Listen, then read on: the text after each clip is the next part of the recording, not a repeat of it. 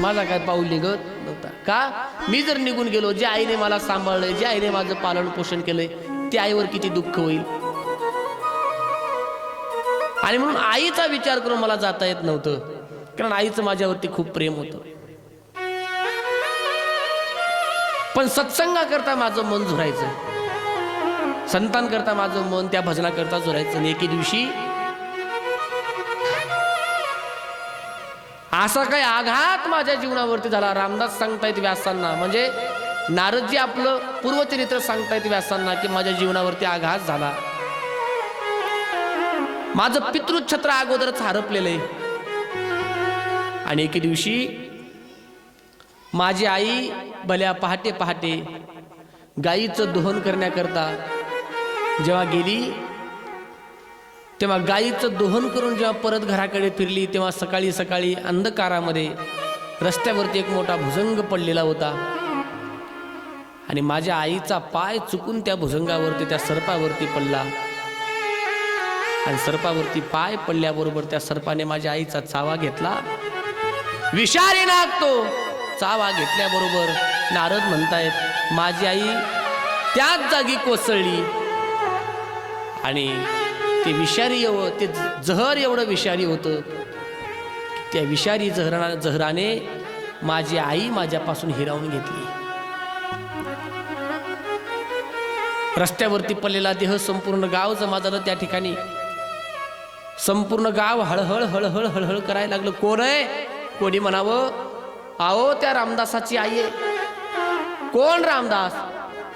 लहानपणी जन्माला आल्याबरोबर ज्याचे वडील निघून गेले तो रामदास, त्याचे वडीलही गेले आणि आता त्याची आई गेली.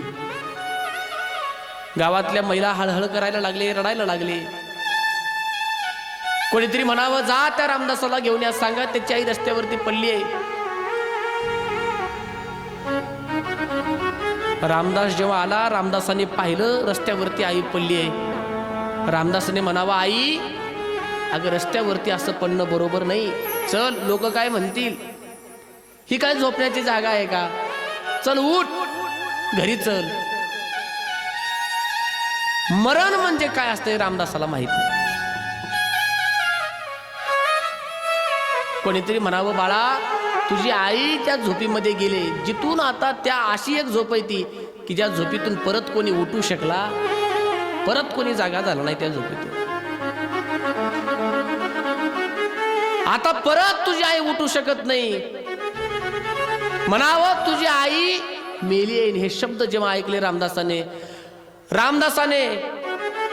हंबरडा फोडला, मोठमोठ्याने रडायला लागला. आई जन्माला आलो तेव्हा बापाने सोडलंय, आता तूही मला सोडून चालले. माझा कोण स्वीकार करणार? कोणाकडे जायचं? भूक लागल्यानंतर मी कोणाला म्हणायचं आई जेवू वाढ? खेळून आल्यानंतर, बाहेर दमून आल्यानंतर माझ्या चेहऱ्यावरचा आता घाम कोण पुसणार? मोठमोठ्याने रडून आक्रोश करून रडायला लागला रामदास. आणि खरंय मायबाप, जोपर्यंत आई आहे तोपर्यंत आम्हाला आई समजत नाही, पण आई जेव्हा निघून जाईल आमच्या जीवनातून, तेव्हा आई गेल्याचं दुःख मात्र मोठं असतं. आई जिथपर्यंत आहे तिथपर्यंत बाळाला कशा प्रकारची कोणत्या गोष्टीची कमी पडू देत नाही. आणि एकदा आई गेली की मग तो किती मोठा माणूस असू द्या, स्वामी तिन्ही जगाचा, आई विना भिकारी.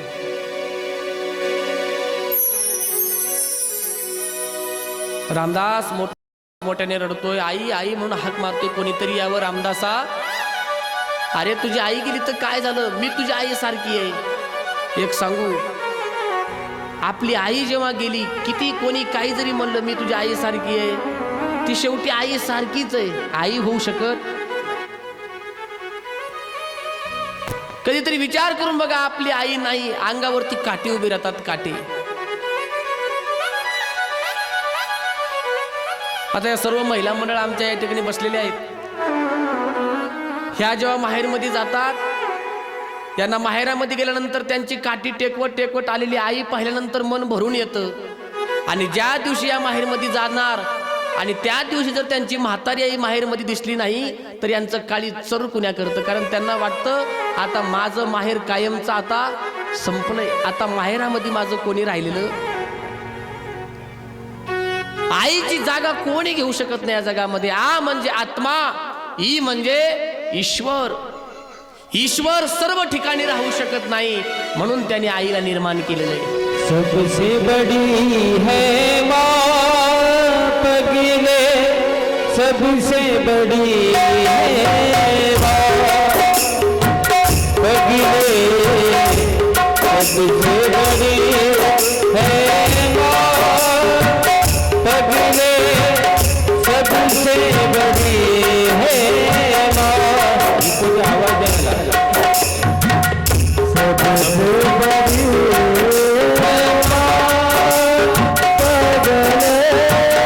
सबसे बड़ी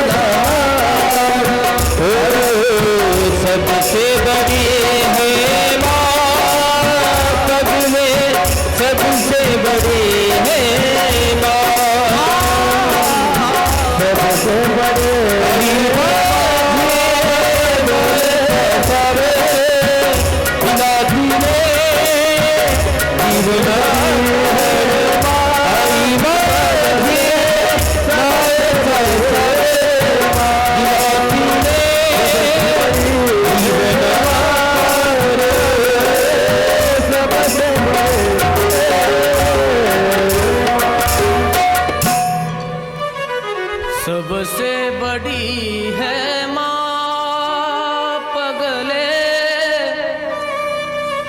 सबसे बडी है माँ. किती मोठा माणूस होता, किती आई गेल्याचं दुःख याच्या एवढं मोठं दुःख कोणतं नाही. माणूस एकाकी पडतो, एकाकी. नरेंद्र मोदीजी साहेब, त्यांची जेव्हा आई गेली लोकांना दिसलं नसेल, पण भारत देश सांभाळणारे मोदीजी ते सुद्धा एकांतामध्ये ढसाढसा रडले असते, कारण आईचं प्रेम असतं. किती मोठा माणूस होता, किती मोठा. आईने गालावरून हात फिरवलं त्याचा आनंद वेगळा असतो, आणि ज्या दिवशी तो हातच नसेल. पण आपल्या आईने आपल्याकरता काय काय कष्ट केले. तडपत्या उन्हात नरखरखत्या रानात तू राहिलीस माझ्यासाठी या कष्टाच्या घामात. कधी मिळेल मुठभर घास, कधी घडे तिला उपवास.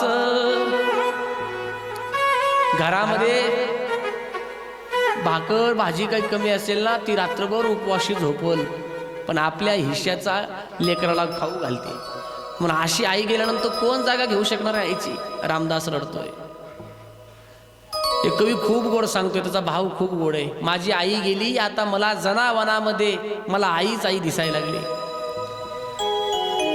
अरे हंबरुनी वासर आले, चाटती जवा गाय, तवा मले तिच्यामध्ये दिसती माझी माय. आया बाया सांगत होत्या होतो जवा ताना, दुष्काळात माईच्या बाजाटला होता पाना. पिठामंदी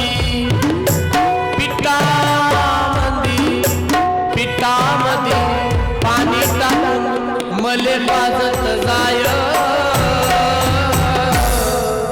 तवा मले पिठामध्ये दिसती माझी माय, दिसती माझी माय. हंबरुने वासराला चढती जवळ,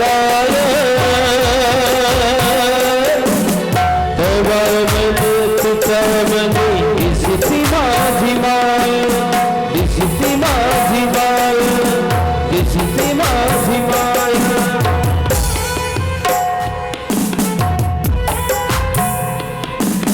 दारू पिऊन मायला मारी जवा माझा बाप,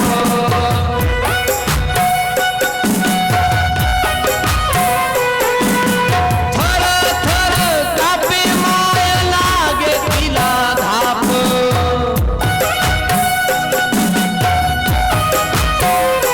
हा कसायाच्या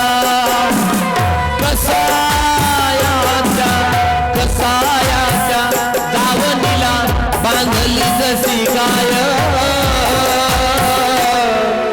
तवा मले तुझ्यामध्ये दिसती माझी माय, दिसती माझी माय. हंबरुने वासराला चढती जवळ,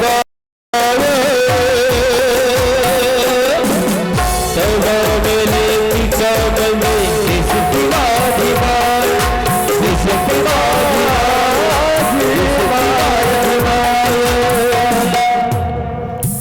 आणि म्हणून आई असते. आईची जागा कोणी घेऊ शकत नाही. आईचं खूप प्रेम असतं. निस्वार्थ प्रेम करण्या जगामध्ये एकच पात्र आहे, ती म्हणजे आई. जिला केवळ आणि केवळ आपल्या लेकराचा विचार असते, ती म्हणजे आई. लेकराच्या पुढे किती मोठं कोणी असू द्या, जिला काही देणं घेणं नाही, ती म्हणजे आई.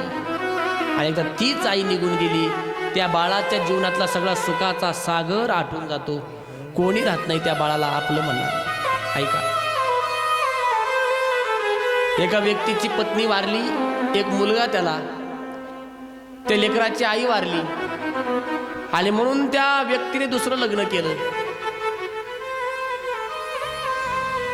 आणि पहिली आई जी आपली खरी आई आहे ती निघून गेली, सावत्र आई त्याला आई. आणि सावत्र आई काय प्रेम करते आपल्या सगळ्यांना माहीत आहे. तिची माया नसते तेवढी, ती प्रेम करू शकत नाही, कारण तिला ते लेकरू आपलं वाटत नाही. जगामध्ये अशा मोजक्या आई आहेत की ज्यांनी खरंच प्रेम केले त्या लेकरावरती, पण ते प्रेम होऊ शकत नाही. एके दिवशी त्या बापाने त्या पोराला जवळ घेतलं आणि विचारलं, पोरा एक विचारू? बाबा विचारा ना, मला सांग, तुझी खरी आई चांगली होती की आता जे सावत्र आहे ती चांगली? पोरग म्हटलं, बाबा खरं सांगू? खरं ऐका, माझी जी पहिली आई होती ना खरी, ती चांगली नव्हती. ही जी आहे ना ही सावत्र, ही चांगली. बापाला धसकुन्या झालं. बापाला आश्चर्य वाटलं, खरी आईला पोरग चांगली नाही म्हणते आणि सावत्रही तिला चांगलं म्हणते, का म्हणतोय? पोरग म्हटलं, बाबा माझी जी खरी आई होती सख्खी, ती चांगली याच्याकरता नव्हती कारण ती खोटं बोलायची, आणि माझी सावत्रही कधी खोटं बोलत नाही. काय झालं असं? बाबा जेव्हा मी माझी खरी आई होती, जेव्हा मी गोंधळ करायचो, जेव्हा मी धिंगाणा घालायचो, जेव्हा मी भांडणं आणायचो, तेव्हा आईनं म्हणावं, बाळा पोरा तू आज भांडण केलंय, तू गोंधळ घातलाय, आज तुला दिवसभर जेवायला देणार नाही असं म्हणायची. पण जेव्हा मी घरी यायचो, रात्री माझ्या जवळ यायची ताट घेऊन, आणि जेवण देणार नाही असं म्हणून सुद्धा माझ्यासोबत खोटं वागवायची. मला जवळ घेऊन आपल्या हाताने माझ्या तोंडामध्ये घास भरवायची, खोटं वागायची. आणि ही जी आता सावत्र आई आहे ना, जेव्हा मी आजही गोंधळ करतो, भांडण करतो, जेव्हा माझ्या तक्रार येतात, तेव्हा ही आई म्हणते, पोरा तुला जेवण देणार नाही. आणि ही जसं म्हणते तसंच वागते. आज मी 2 दिवसापासून उपवासे, मला हिने जेवण दिलेलं. आणि म्हणून जी आई असते तिचं प्रेम दुसरं कोणी जगामध्ये किती रुपये दिले तरी आईचं प्रेम विकत घेऊ शकत नाही आपण. स्वामी तिने जगाचा, आई विना भिकारी, मावळला आधार आईचा, मावळला आधार. ऐसी कौन सी चीज है जो दुनिया में नहीं मिलती? सब कुछ मिलता है लेकिन माँ नहीं मिलती. सगळं मिळेल जीवनामध्ये पण आई मिळत नाही. रात दिल मुश्किल कोशिशें, सारे रिश्ते हैं अपनी जगह, हर किसी का भरोसा नहीं, माँ से बढ़कर कोई दूसरा, माँ से बढ़कर कोई दूसरा, प्यार दुनिया में होता नहीं, माँ से बढ़कर कोई दूसरा.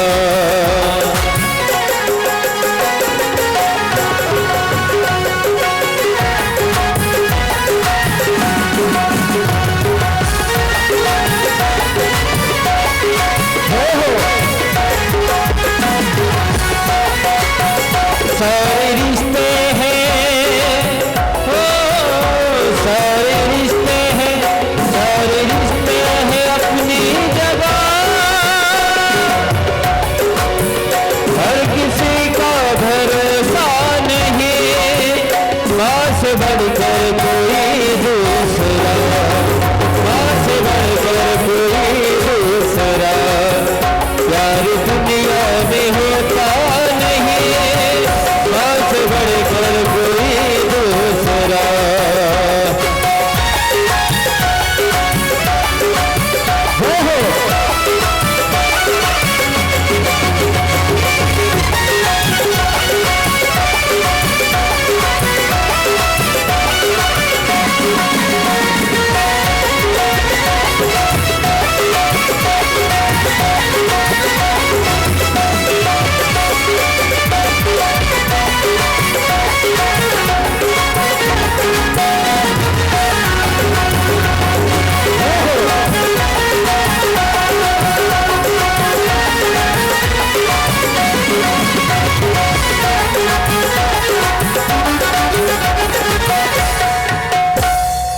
अपने अपने माता पिता की जय.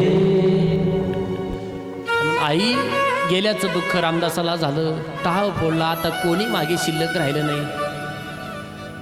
आणि मग जे भजन दिलं होतं ओम नमो भगवते वासुदेवाय ते भजन करत करत रामदास जंगलामध्ये निघून गेले. आणि त्या भजनाच्या बळावरती भगवंताला प्राप्त करून घेतलं त्यांनी. केवळ आणि केवळ संतांच्या संगतीमुळे हे शक्य झालं. त्यांचा मंत्र त्याला मिळाला. भगवंताने दर्शन दिल्यानंतर गुप्त झाले. हा रामदास सगळ्या जंगलामध्ये भगवंताला शोधायला लागला. देवा कुठे देवा तुम्ही? मला भेट देऊन कुठे गेलात? साक्षात्कार करून कुठे गेलात? आकाशवाणी झाली. म्हटले रामदासा आता या कल्पामध्ये तुला मी भेटणारा नाहीये. या कल्पात तुला भेटणार नाही. पण हे जेव्हा कल्प जाईल पुढच्या कल्पामध्ये तू माझा भगवत भक्त म्हणून ब्रह्मदेवाच्या पोटी जन्माला येणार आहेस. आणि म्हणून हे केवळ आणि केवळ भगवंताच्या कृपेने आणि संतांच्या कृपेने दासीपुत्र मी असणारा मी रामदास संतांच्या कृपेमुळे मी याच्यामध्ये ब्रह्मदेवाचा मानसपुत्र म्हणून जन्माला आलोय. हे केवळ आणि केवळ संतांच्या कृपेमुळे झालं. तुमच्यावर भगवंताची कृपा आहे, संतांची कृपा आहे. तुम्ही संकल्प घ्या आणि भागवताची निर्मिती करा असं सांगितलं. गणपती बाप्पाचं आवाहन केलं आणि गणपती बाप्पांना लेखक करून व्यासदेवांनी ते श्रीमद भागवत महापुराण लिहिलं. 18,000 श्लोकाचं श्रीमद भागवत महापुराण लिहिलं. 12 स्कंद आहे त्याच्यामध्ये. भागवत लिहून तयार झालं. पण आता द्यायचं कोणाला? भागवत तयार झाले पण द्यायचं कोणाला? ज्याला द्यायचं